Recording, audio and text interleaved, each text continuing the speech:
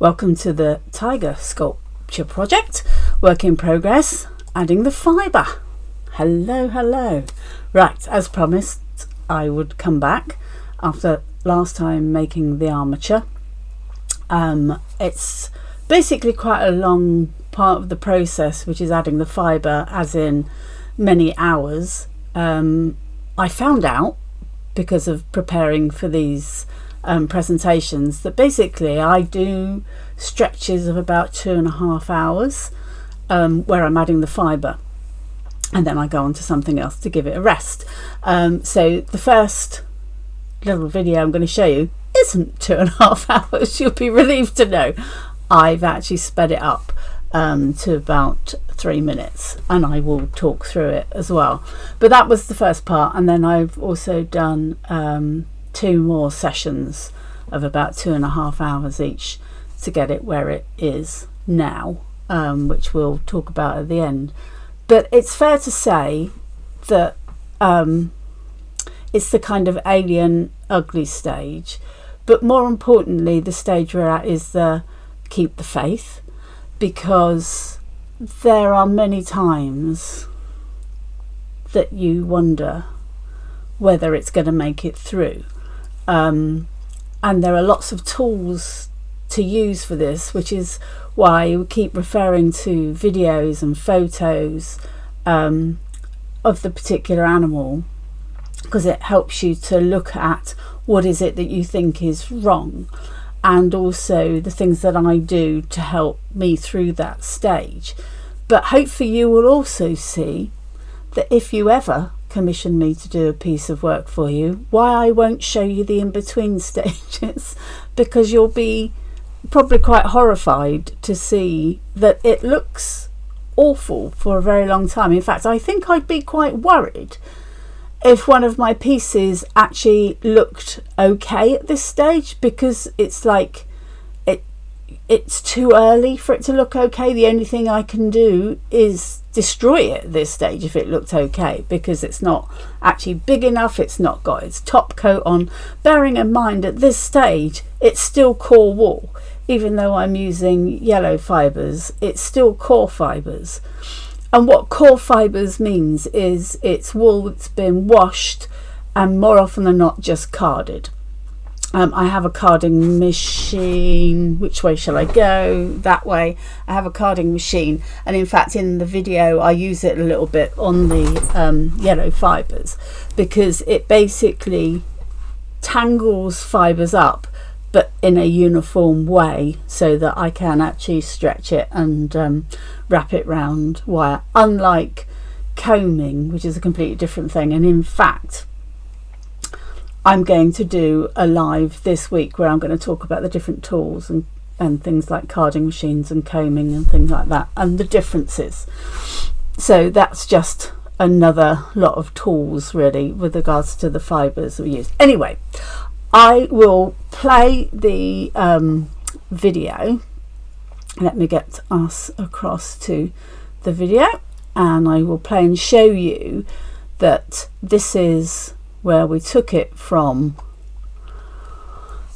the bare armature, and basically the wrapping of the wire, and the very first layer is just literally so to attach. Sometimes I wrap pipe cleaners around, but quite often when you've twisted the wire, this especially substantial wire like I've used here, the twist is big enough to actually catch the fibres so that it doesn't twist around the wire. It just needs to be secure against the wire. And then I decided that I'd use this, the yellow core wool, so I've used my carding machines to card some more, because it was a bit clumpy basically, and I couldn't get even. And when I'm wrapping the fibres around the armature, I absolutely need to have it so that it's fairly even, so that I can know the outcome as I'm wrapping it around. Because, you know, at the moment it's a stick insect, isn't it? Basically I'm just wrapping it around until I've got to this stage where I'm now starting to build shoulders and things, so I'm becoming a bit more aware of the fact of, not muscles necessarily, but the bulk of shoulders and hind quarters, and then trying to build up the body a little bit, and the head, where I'm just really just I mean, I'm really not giving much attention to shape. It really is just adding some fibres. Tops of the legs, not bottoms of the legs, because it's the tops of the legs. Very much like the cats, you know, if you look at your domestic cats, the tops of the legs are muscular, but also there's like a skin which comes across them all, and when their legs bend, it's almost like underneath this cloth. Let's call it that. But it's just deciding how to articulate that, but also bearing in mind, I know I'm not going to have it as a standing sculpture. He's actually going to be crouching and bending to drink water. So I know I'm only going to get it to a certain stage before I actually start bending him. And actually I did that quicker than I thought I would, because quite soon we'll get to the end of this video and you'll see a couple of pictures where I did actually bend him into that crouching position. But here I'm just adding a bit more thickness around the tops of the legs, around the side, bulking him up a bit. And this is still not really hard felting, because obviously I need to be able to move him about a bit once I start bending the legs, because as we know, the muscles in the body will also move as soon as I start bending the legs. But yeah, just adding a bit more around the head. I mean, the shape of the head, we just ignore that at this stage, because when we come back to me, I will show you. Here we go. So let me just pause the video. Is that going to pause the video? No. Okay. Pause the video? Yes, pause the video. Right, will I enable me to go back and just quickly show that? Okay, so this is after I had finished the initial wrap. I then basically was adding a bit of detail of muscles and at the corners of the kind of legs and things, and then I realized I needed to now do the bend, because basically I was adding too many muscles and they would look different once I've actually bent him. So I did then bend him into shape. This is the top view. I mean, I can only say alien really at the moment, because it's not accurate. It's just me trying to get the positioning, and it's at this stage where I realise how far away I am from my final sculpture, because of just the shaping. And as I say, this is why I don't actually normally show this part of the process.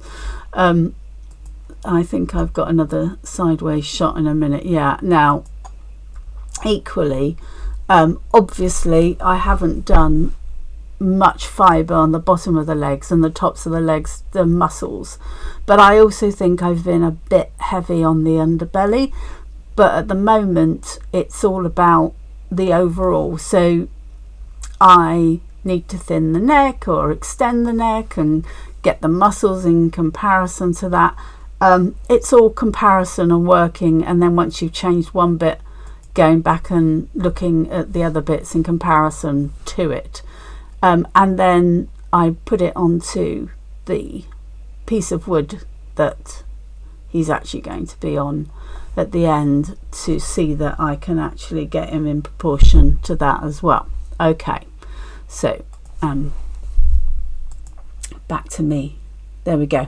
So hopefully that gave you a bit of an insight into that stage. That video part was about 2.5 hours work, and then I had done another 2.5, 3 hours to the 2 pictures which were on there.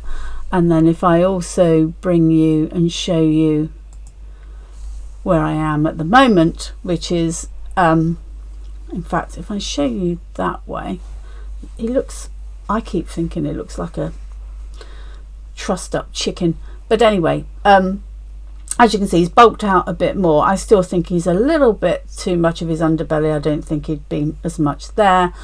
And as I kept looking at it, I realised I'm trying to get the arch in comparison to the head down, and also the shaping. So what I decided to do, which is one of my little tools that I do, which is I add clumps. Now these are literally just clumps of wool which I've felted a little bit, that I add on, and I can just pull them off as well. They're just tacked on, so I can start to see, you know, because I want to see how thick these feet are going to be in comparison, and therefore how does it sit in comparison to the head. And let me get my, and then I bring my little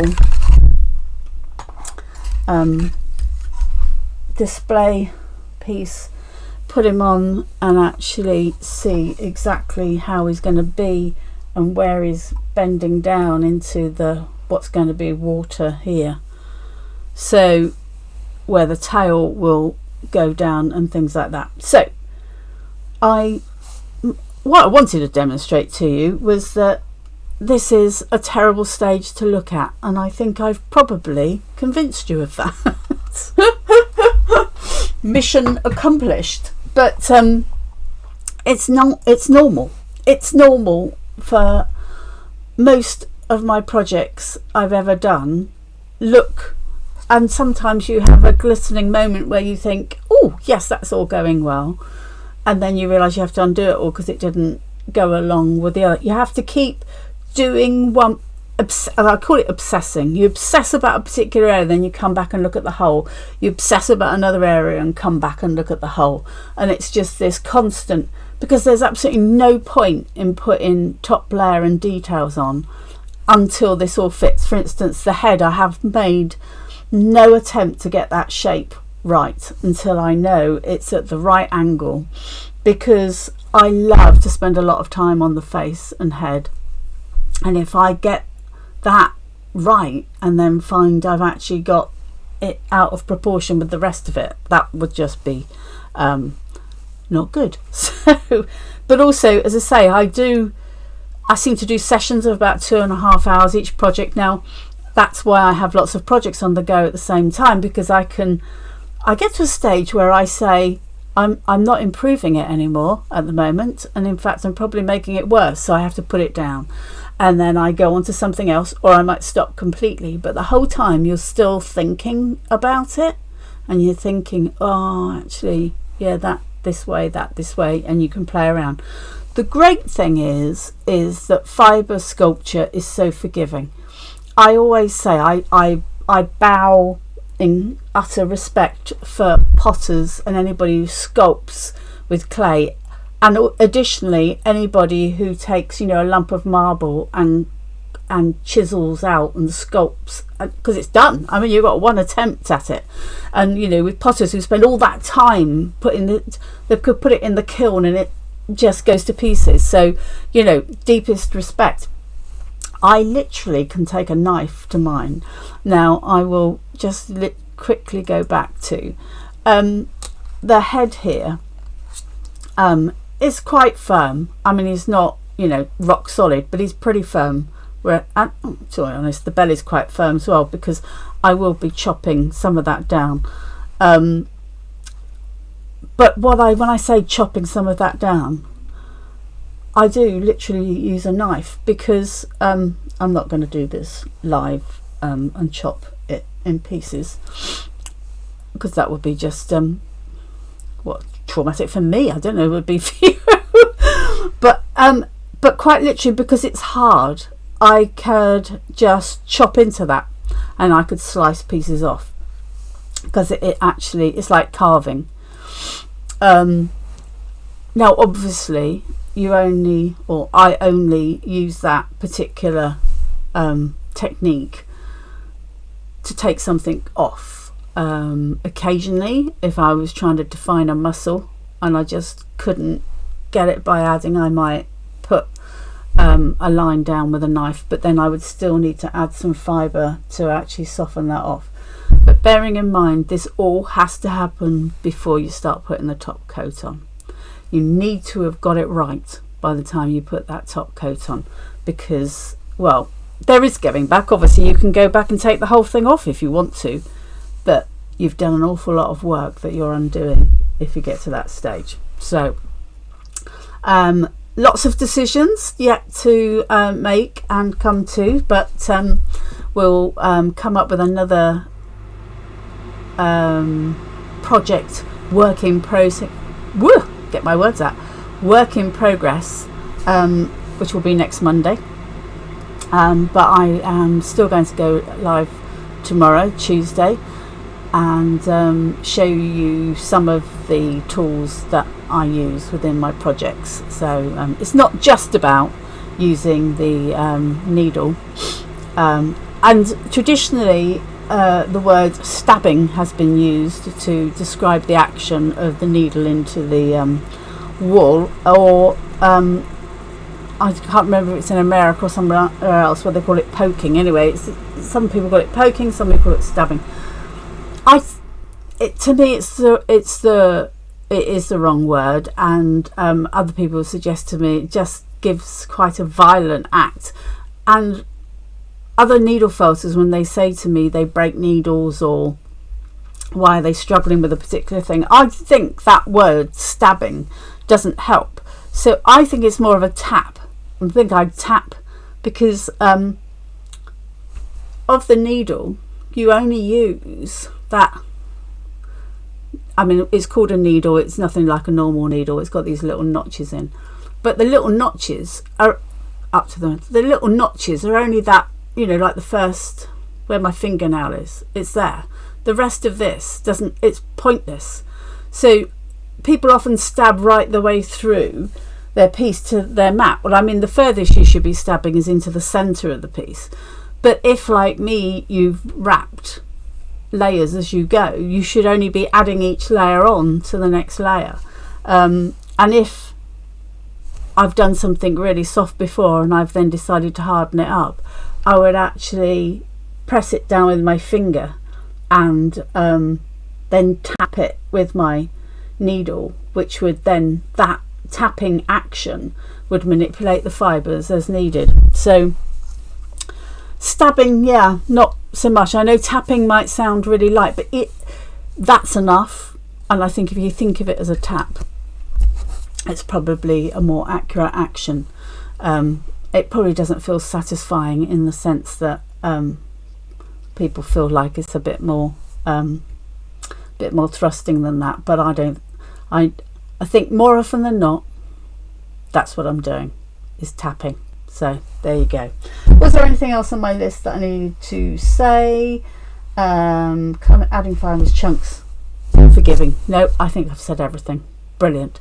Okay, that's this stage done. As I say, my job has been done here. If I've explained to you that this is indeed the ugly stage, which you probably never want to see again.